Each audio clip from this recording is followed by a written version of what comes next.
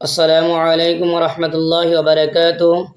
সম্মানীয় দর্শক, আজকে আলোচনা করব যে আমরা দুনিয়ার থাকা অবস্থায় আমরা নিজের সন্তানের জন্য ইনকাম করতেছি, নিজের বিবির জন্য ইনকাম করতেছি, নিজের পরিবারের জন্য আমরা ইনকাম করতেছি। আমরা নিজের জীবনকে কষ্টের মধ্যে ঠেলে দিতেছি।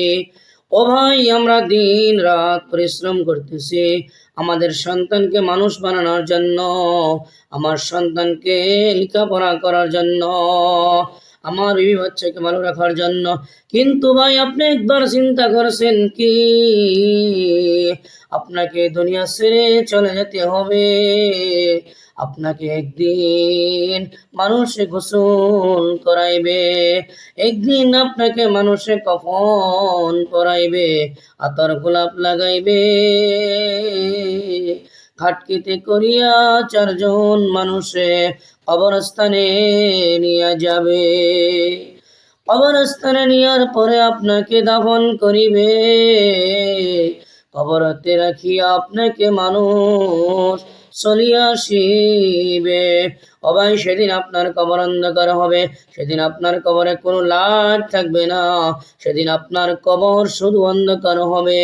ও ভাই, সেদিন আপনার কবরে কোনো বিছানা হবে না, সেদিন আপনার কবরে কোনো পশুর হবে না, সেদিন কবর আপনার শুধু অন্ধকার আর অন্ধকার।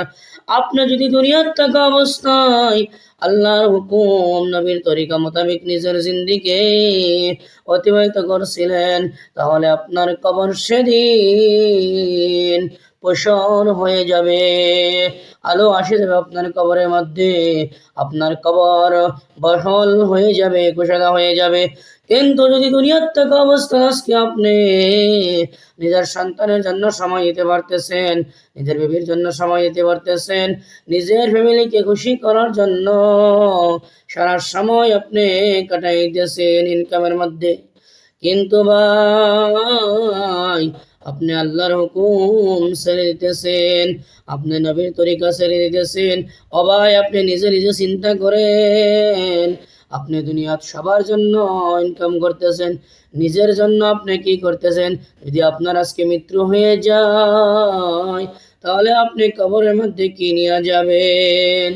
একবার আপনি চিন্তা করে দেখেন তো, আপনি নিজের জন্য কি করতেছেন ভাই?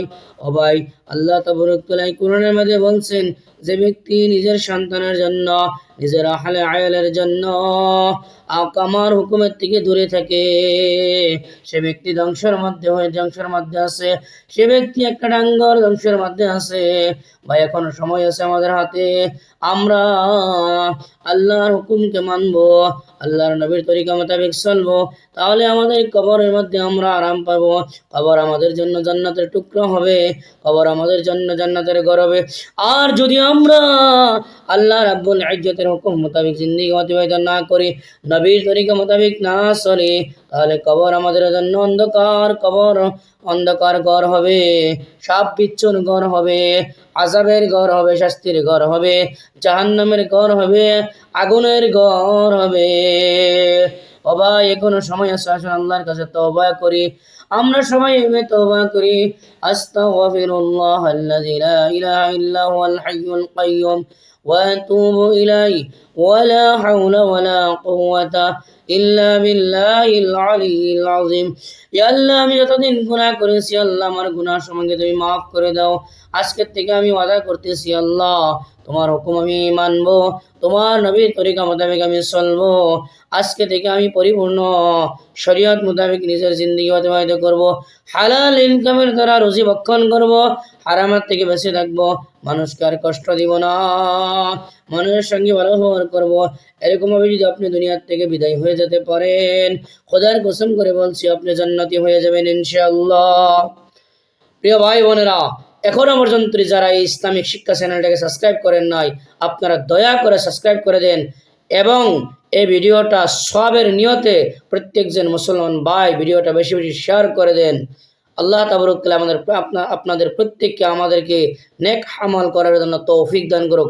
আল্লাহ তাবারক তাআলা আমাদের সবাইকে আল্লাহ দিয়া গাইডলাইন নবীর তরিকা মোতাবেক জিন্দেগি অতিবাহিত করার তৌফিক দান করুক।